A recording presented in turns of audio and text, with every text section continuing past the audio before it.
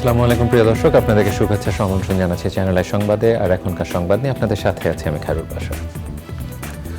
বিস্তারিত সংবাদের শুরুতেই জানিয়ে দিচ্ছি সুপার ফ্রেশ ফর্টিফাইড সয়াবিন তেল সংবাদ শিরোনামগুলো। জাতিসংঘ মিশন প্রধান ও কূটনীতিকদের পাশে থাকতে প্রধান উপদেষ্টার আহ্বান, আন্দোলন দমনে নির্বিচারে গুলি চালানো হয়েছে মন্তব্য। আগের শিক্ষাক্রমে ধাপে ধাপে ফিরে যাওয়ার ঘোষণা, মূল্যায়ন পদ্ধতির ভিত্তিতে নতুন শিক্ষাক্রম বাস্তবায়নযোগ্য নয় বললেন শিক্ষা উপদেষ্টা। আবু সাঈদ হত্যায় সাবেক আইজিপি সহ 17 জনের নামে মামলা, আবদুল্লাহ তাহের হত্যা মামলায় শেখ হাসিনা সহ 40 আসামি। খালেদা জিয়া চিকিৎসার জন্য শীঘ্রই বিদেশে যাবেন বললেন ব্যক্তিগত চিকিৎসক, আন্দোলনে আহতদের চিকিৎসা সহযোগিতা করার নির্দেশ। এবং মাঙ্কি পক্স শনাক্তে বিমানবন্দরগুলোতে সতর্কতা জারি, আক্রান্তদের আইসোলেশন ও চিকিৎসায় ঢাকা চট্টগ্রামে 3 হাসপাতাল প্রস্তুত।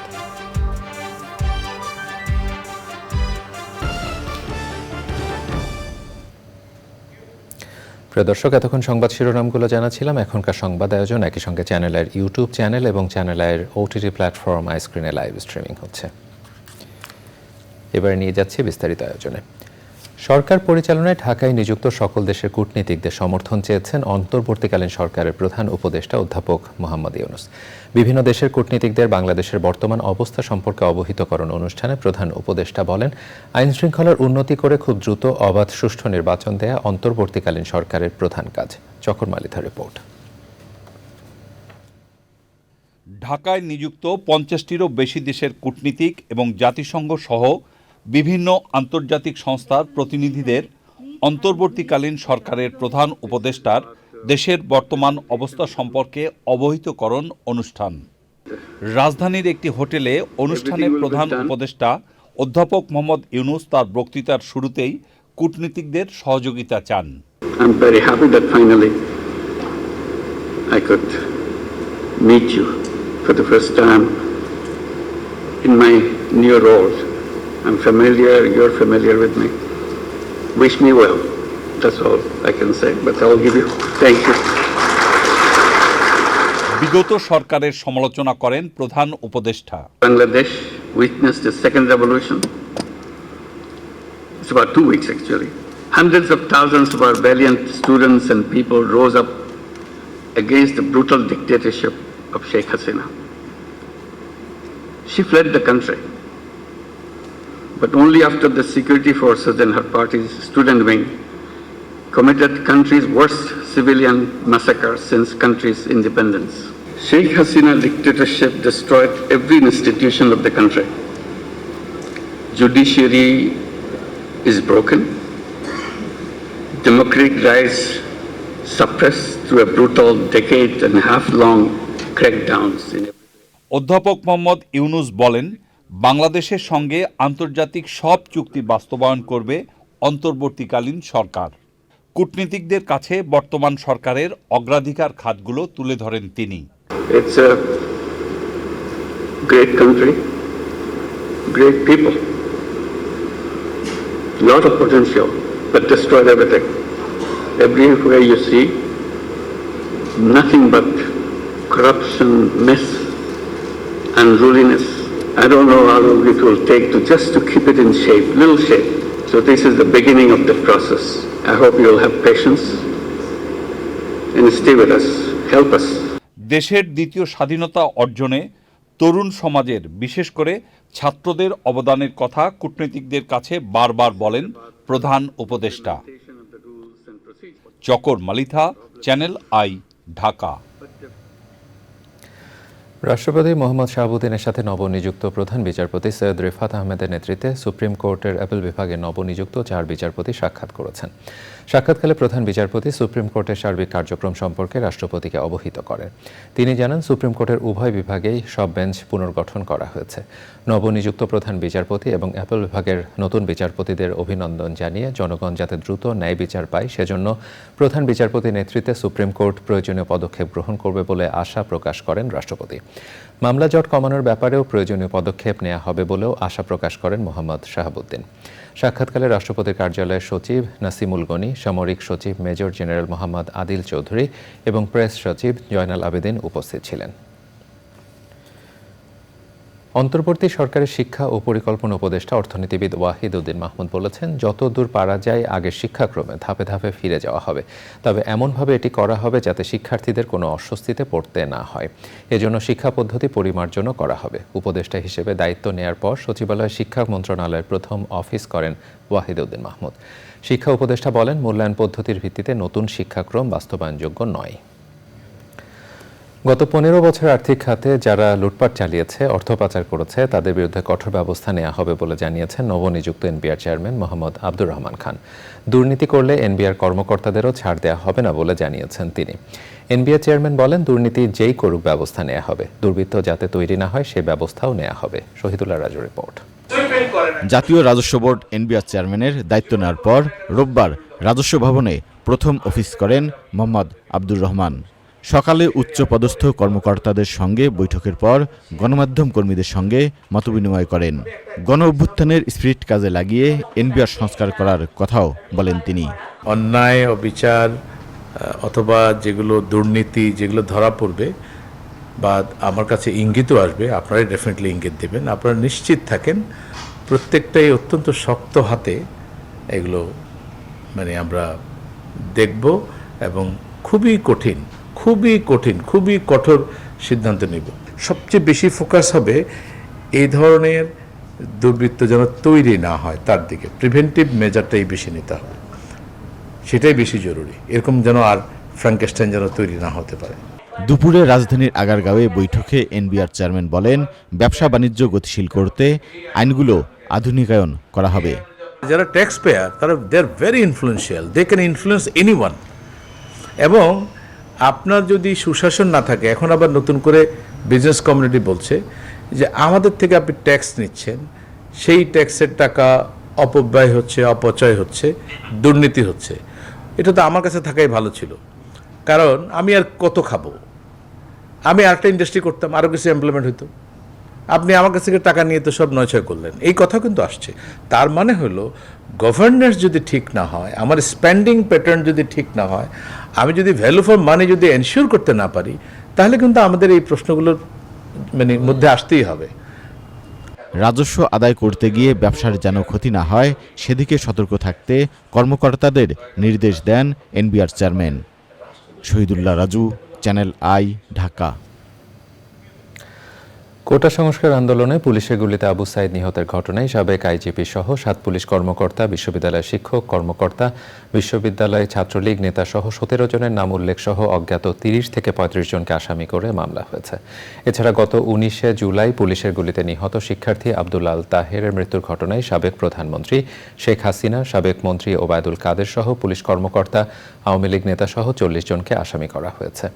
একই দিনে পুলিশের গুলিতে ফল ব্যবসায়ী মেরাজুল ইসলামের মৃত্যুর ঘটনায় মামলা হয়েছে 21 জনের বিরুদ্ধে।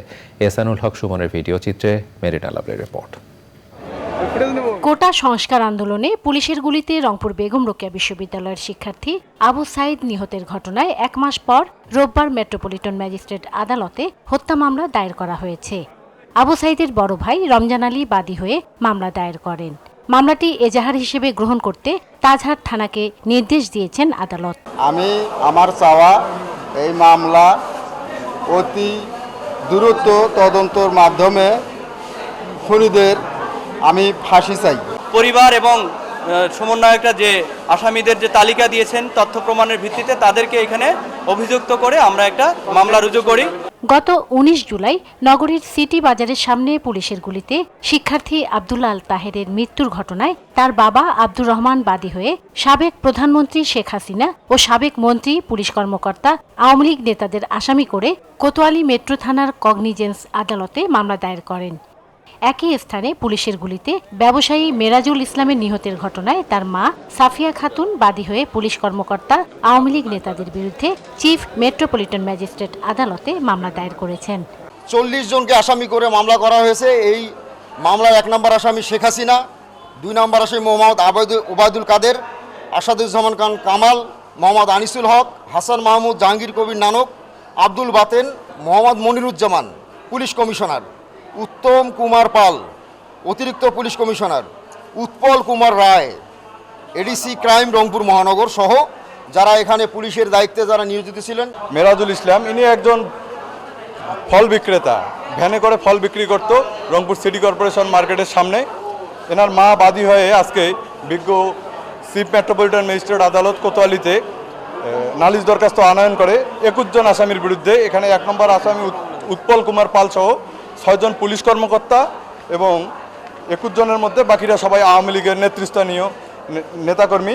আদালতে ন্যায় বিচারের দাবি জানিয়েছেন ভুক্তভোগী পরিবারের সদস্য ও আইনজীবীরা। রংপুর থেকে Marina lovely, channel I. BNP chairperson Begum Khaleda Zia চিকিৎসার জন্য শীঘ্রই বিদেশে যাবেন। তার ব্যক্তিগত চিকিৎসক ও বিএনপির স্থায়ী কমিটির সদস্য ডাক্তার AJM জাহিদ হোসেন জানিয়েছেন, বিদেশে গেলেও কোন দেশে বা কোন হাসপাতালে তিনি চিকিৎসা করাবেন তা এখনও নিশ্চিত হয়নি। কোটা সংস্কার আন্দোলনে আহতদের দেখতে জাতীয় চক্ষু বিজ্ঞান হাসপাতালে গিয়ে ডাক্তার জাহিদ বলেন, খালেদা জিয়ার নির্দেশে আহতদের চিকিৎসায় সব ধরনের সহযোগিতা করা হবে। রাহুল রায়ের রিপোর্ট। বিভিন্ন জায়গায় ধর্মীয় উপাসনালয় পরিদর্শনের পাশাপাশি কোটা সংস্কার আন্দোলনে আহতদের খোঁজ খবর নিতে হাসপাতালগুলোতেও যাচ্ছেন বিএনপি নেতারা। রাজধানীর আগারগাঁওয়ে জাতীয় চক্ষু বিজ্ঞান হাসপাতালে আহতদের দেখতে যান সম্প্রতি বিএনপির স্থায়ী কমিটির সদস্য হওয়া ডাক্তার AJM জাহিদ হোসেন। চিকিৎসার ব্যাপারে সরকার যেটি করবে, এর বাইরেও বাংলাদেশ জাতীয়তাবাদী দল তার নিজস্ব উদ্যোগে আমাদের দলের চেয়ারম্যান, দেশ ভারপ্রাপ্ত চেয়ারম্যান জনাব তারেক রহমান, ওনার সুনির্দিষ্ট নির্দেশনায় বেগম খালেদা যে উনি অসুস্থ, তারপরে আমি আজকে আসার সময় ওনাকে বললাম, যখন উনি বললো যে যাও এবং চিকিৎসার ব্যাপারে আমাদের যা যা করণীয় আমাদের সামর্থ্য অনুযায়ী আমাদের দল সে অনুযায়ী তাদেরকে সহযোগিতা করবে। সাবেক প্রধানমন্ত্রী বেগম খালেদা জিয়ার ব্যক্তিগত চিকিৎসকও তিনি।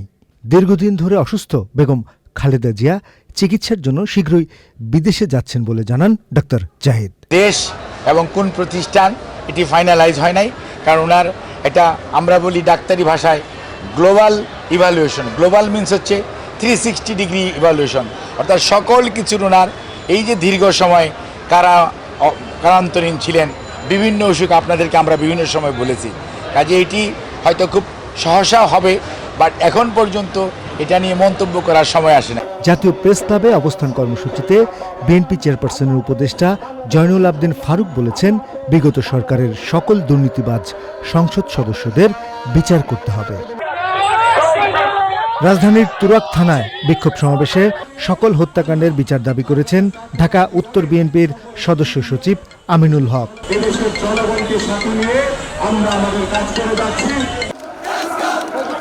সকল হত্যাকাণ্ডের বিচার দাবিতে বিক্ষোভ সমাবেশ হয়েছে তেজগাঁওয়ের খেলাঘর মাঠেও। মূল বক্তব্য রাখেন বিএনপির নির্বাহী কমিটির সদস্য তাবিতাওয়াল ও সাইফুল আলম নীরব। বাংলাদেশে জনগণকে রক্ষা করার দায়িত্ব বিএনপির। রাহুল রায়, চ্যানেল আই, ঢাকা। মাঙ্কিপক্স শনাক্তে বিমানবন্দরগুলোতে সতর্কতা জারি করা হয়েছে। এমপক্স আক্রান্ত দেশ ভ্রমণকারীদের শরীরে জ্বর, ফুসকুড়ি সহ রোগ লক্ষণ ও উপসর্গ নিরূপণে 21 দিন পর্যন্ত পর্যবেক্ষণ করবে সরকারের রোগতত্ত্ব নিয়ন্ত্রণ ও গবেষণা প্রতিষ্ঠান IEDCR। আক্রান্তদের আইসোলেশন ও চিকিৎসায় ঢাকা এবং চট্টগ্রামে 3টি হাসপাতাল প্রস্তুত রাখা হয়েছে। জান্নাতুল বাকিয়া কেকার রিপোর্ট। মধ্য ও পশ্চিম আফ্রিকার কয়েকটি দেশে মাঙ্কি পক্সে আক্রান্ত হয়ে চলতি বছর শুরু থেকে জুলাই মাসের শেষ পর্যন্ত 14,000-এর বেশি মানুষ সংক্রমিত হয়েছে, মারা গেছে প্রায় 450। আফ্রিকার বাইরে কয়েকটি দেশে রোগী শনাক্ত হওয়ায় গত 14 আগস্ট এমপক্সকে জনস্বাস্থ্য ঝুঁকি বিবেচনায় দ্বিতীয়বারের মতো বৈশ্বিক সতর্কতা জারি করে বিশ্ব স্বাস্থ্য সংস্থা। প্রথম দফায় 2022 সালে আফ্রিকার দেশগুলোতে এমপক্স ছড়িয়ে পড়ে। সেই সময় বিশ্ব স্বাস্থ্য সংস্থা বৈশ্বিক সতর্কতা জারির পর সতর্কতামূলক ব্যবস্থা নিয়েছিল বাংলাদেশ। সেই অভিজ্ঞতার আলোকে এবার বিমানবন্দরে সতর্কতা ও আক্রান্ত শনাক্তে নজরদারি বাড়ানোর সিদ্ধান্ত হয়েছে। এয়ারপোর্টের প্রস্তুতির ব্যাপারে আলোচনা হয়েছে এবং আমাদের একটা হেলথ কার্ডও আছে, যেটা অন অ্যারাইভাল প্যাসেঞ্জারদেরকে আমরা ওই হেলথ কার্ডটা তাদেরকে দিব। বিশেষজ্ঞরা বলছেন, এমপক্সে আক্রান্ত হলে জ্বর, শরীর ব্যথা ও পরে চিকেন পক্সের মতো ফুসকুড়ি হতে পারে। রোগী শনাক্ত হলে আইসোলেশন ও চিকিৎসার জন্য ঢাকার কুর্মিটোলা জেনারেল হাসপাতাল ও সংক্রামক ব্যাধি হাসপাতাল প্রস্তুত রাখা হয়েছে। এই লক্ষণগুলো যদি থাকে এবং সেই সাথে তার যদি কোনো ট্রাভেল হিস্ট্রি থাকে, ওনাদের যদি এই ধরনের সিমটম থাকে এবং অথবা 21 দিনের মধ্যে যদি এই সিমটমগুলো ডেভেলপ করে, ডেফিনেটলি ওনাদেরকে কোনো হসপিটালে নিয়ে যাওয়া। জনস্বাস্থ্যবিদরা বলছেন, চিকেন পক্সের সাথে এমপক্সের রোগ লক্ষণে মিল থাকলেও এমপক্সের সংক্রমণ প্রাণঘাতী। গত 2022 সালে হয়েছিল, তখন এটা দেখা গিয়েছিল যে বিশেষ ধরনের যৌন সংসর্গ এটা হয়, কিন্তু এখন যেটা সেটা কিন্তু এটার মধ্যে সীমাবদ্ধ নয়, তাহলে বাচ্চারা আক্রান্ত হতো না। আফ্রিকার দেশগুলোতে প্রাপ্তবয়স্করা ছাড়াও শিশুরাও আক্রান্ত হচ্ছে। আর চিকিৎসা সহজলভ্য না হওয়া ও অপুষ্টির মতো সমস্যায় মৃত্যু বাড়ছে বলে মনে করেন জনস্বাস্থ্যবিদরা। জান্নাতুল বাকিয়া, কেকা, চ্যানেল আই, ঢাকা। ছাত্র জনতার গণ অভ্যুত্থানে আওয়ামী লীগ সরকারের পতনের পর থেকে ব্যবসা বাণিজ্য ও পরিবহন খাতে চাঁদাবাজি বন্ধ হয়েছে বলে জানিয়েছেন সংশ্লিষ্টরা। বর্তমান অন্তর্বর্তী সরকারের কাছে নতুন বাংলাদেশ গড়ার দাবি জানান নগরবাসী। তবে আগের সরকারের আমলে দলীয় কার্যালয়গুলো অন্য রাজনৈতিক দলের দখলে চলে গেছে। শাকির আদনানের রিপোর্ট। ব্যবসা প্রতিষ্ঠান, পরিবহন সহ বিভিন্ন খাতে চাঁদাবাজি গত সরকারের আমলে ছিল নিত্য নৈমিত্তিক ব্যাপার। গত 5ই আগস্ট সরকার পতনের পর থেকে অবস্থার পরিবর্তন হয়েছে। সংশ্লিষ্টরা বলছেন, ব্যবসা প্রতিষ্ঠান সহ কাঁচা বাজারে এখন আর চাঁদা দিতে হয় না। ওনার কোনো চাঁদা নাই, ছাত্ররা দৈনিক সকালবেলায় আজিগা ভাই তুই চাঁদার লেগে আইসে খালি ধরে রাখবে। পুলিশরাও দিতে হয়, হেদেরকেও দিতে হয়। এখন কেমন? এখন ইনশাআল্লাহ এখন কোনো চাঁদা বান্ধা দেয়, এখন ভালো আছি। বর্তমানে আমরা ইনশাআল্লাহ এই যে অবস্থায় আছি, ভালো আছি, আমাদের কাছে কেউ আসে না। কৌশলে টাকা পয়সা 20 টাকা 50 টাকা 500 টাকা এই ক্ষেত্রে দেন, ওই ক্ষেত্রে দেন, এখন ওগুলো আমাদের লাগে না। এই দেশের মাঝে যে আর কোনো চাঁদাবাজি যেন আল্লাহর তরফ থেকে নিপত হয়। একই কথা বলছেন পরিবহন খাত সংশ্লিষ্টরা। আর রাস্তাঘাটে বেরিয়ে গেলে মামলা দেওয়া হয়, এখন দিচ্ছে না, এখন রাস্তা ফ্রি। পুলিশে ধরলে মামলা হয়রানি অনেক কিছু হইতো, এখন আর ওরকম কিছু কোনো সমস্যা হইতেছে। অন্তর্বর্তীকালীন সরকার তারা চালাচ্ছে, আমরা চাই যে তারা ভালোভাবে এই দেশটা যাতে ভালোভাবে চলতে পারে। এখন চাঁদা কেউ তোলে না, ছাত্ররা প্রতিদিন আসে, প্রতিদিন মনিটর করে। তবে কোনো কোনো পরিবহনের আগের নাম পরিবর্তন করে নতুন নামকরণ করা হয়েছে। আগে আনা ছিল, কিন্তু আপনার ওই ঢাকা ময়মনসিংহের মালিক সমিতির পক্ষ থেকে এই সার্ভিসটা চালু হয়েছে, ইউনাইটেড। গত সরকারের আমলের বিভিন্ন সংগঠনের দলীয় কার্যালয়গুলো রাজনৈতিক পট পরিবর্তনের পর এখন অন্য ব্যানারে চলে গেছে। Shakir Adnan, channel I, Dhaka. দুর্নীতিবাজ কর্মকর্তাদের অপহরণ সহ সিভিল এভিয়েশনের সব ধরনের বৈষম্য দূর করতে মানববন্ধন ও বিক্ষোভ কর্মসূচি করেছে বাংলাদেশ বেসামরিক বিমান চলাচল কর্তৃপক্ষ, বেবিচকের কর্মকর্তা ও কর্মচারীরা। পরে নতুন Bebichok chairman air vice marshal Mohammad Manjur Kabir ভূঁইয়ার কাছে 12 দফা দাবি সহ স্মারকলিপি পেশ করেন তারা। চেয়ারম্যান তাদের আশ্বস্ত করে বলেন, সবকিছু বিবেচনা করে সঠিক সিদ্ধান্ত নেওয়া হবে। দুর্নীতিবাজ কর্মকর্তা কর্মচারীদের ব্যাপারে কঠোর হুঁশিয়ারি উচ্চারণ করেন সিভিল এভিয়েশন চেয়ারম্যান।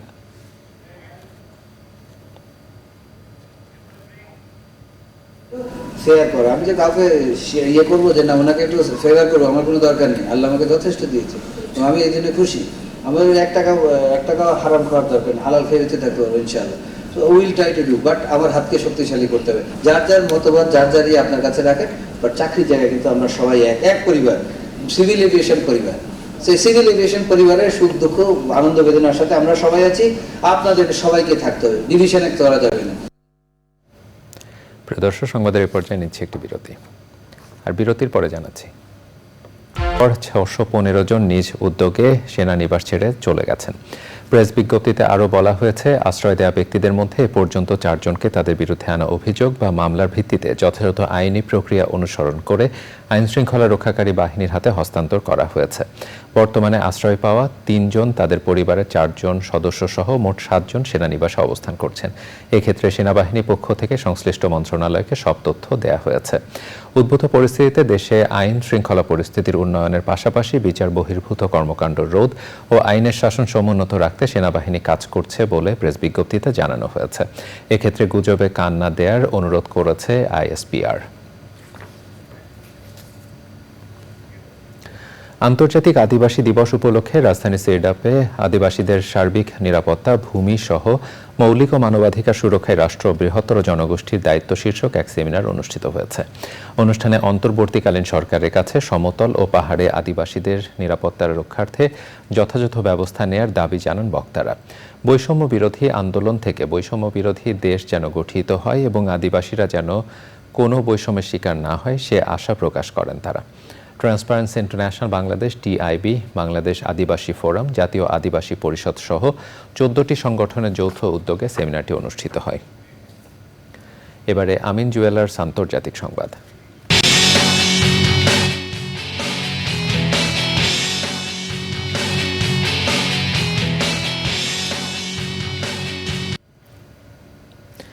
কলকাতার আরজি কর মেডিকেল কলেজ হাসপাতালে জুনিয়র চিকিৎসককে ধর্ষণ হত্যার প্রতিবাদ ও দোষীদের বিচারের দাবিতে উত্তাল পুরো ভারত।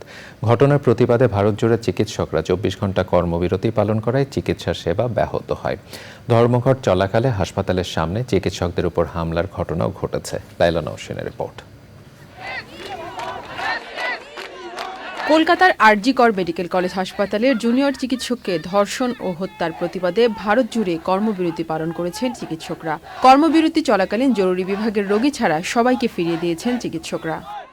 কর্মবিরতি ও বিক্ষোভ কর্মসূচি চলাকালে চিকিৎসক ও সাধারণ জনগণের উপর হামলা হয়েছে বলে জানা গেছে। চিকিৎসকদের সংগঠন আইএমএ এসব হামলার ঘটনায় পূর্ণাঙ্গ ও পেশাদার তদন্ত এবং জড়িতদের দৃষ্টান্তমূলক শাস্তির দাবি জানিয়েছে। চিকিৎসককে ধর্ষণ হত্যার জেরে পশ্চিমবঙ্গে বিরোধী দল বিজেপি সহ ক্ষমতাসীন তৃণমূল কংগ্রেসের নেত্রী ও রাজ্যের মুখ্যমন্ত্রী মমতা বন্দ্যোপাধ্যায়ের বিরুদ্ধে আন্দোলনে নেমেছে বিক্ষুব্ধ জনতা। বিজেপির অভিযোগ, এই ঘটনার জন্য মমতাই দায়ী। তৃণমূল কংগ্রেস বলছে রাজনৈতিক মহল সহিংসতাকে উস্কে দিয়েছে। এর আগে রাত দখল বিক্ষোভে অংশ নিয়ে পশ্চিমবঙ্গের লাখো নারী স্বাধীন ও নির্ভীক জীবনযাপনের অধিকারের দাবি জানায়।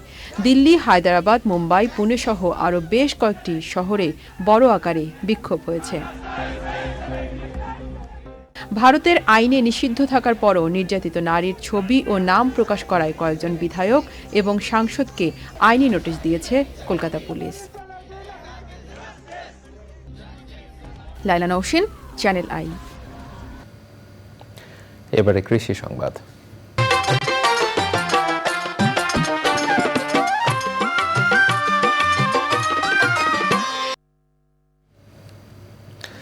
বিদেশ থেকে আমদানি নির্ভর চিংড়ি পোনার খাদ্য আর্টেমিয়া চেস্ট ও বায়োমাস চাষে লাভ হওয়ায় কক্সবাজারে চাষিদের আগ্রহ বেড়েছে। আগামীতে এই পদ্ধতি উপকূলীয় এলাকায় মৎস্য চাষে বড় ভূমিকা রাখবে বলে আশা করছেন সংশ্লিষ্টরা।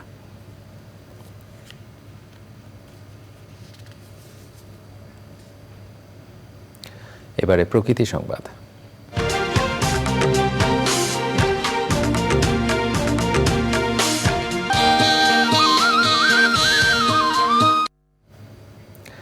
কক্সবাজারে পেকুয়া উপজেলায় পাহাড় ধসে মা ও 2 শিশুকন্যার মৃত্যু হয়েছে। রোববার ভোরে পেকুয়া উপজেলার শিলখালী ইউনিয়নে 6 নম্বর ওয়ার্ডের জারুল বুনিয়া সেগুন বাগিচা এলাকায় পাহাড় ধসের ঘটনা ঘটে। নিহতরা হলেন প্রবাসী মোহাম্মদ সরোয়ার আলমের স্ত্রী মমতাজ বেগম ও তার 2 শিশুকন্যা ময়না ও তোহা। পেকুয়া উপজেলার নির্বাহী কর্মকর্তা জানান, রাতভর বৃষ্টিতে পাহাড় ধসের কারণে একটি ঘর মাটিতে চাপা পড়ে। সেখানে একই পরিবারের নারী ও 2 শিশুর মৃত্যু হয়। এবার এক্সিম ব্যাংক বাণিজ্য সংবাদ।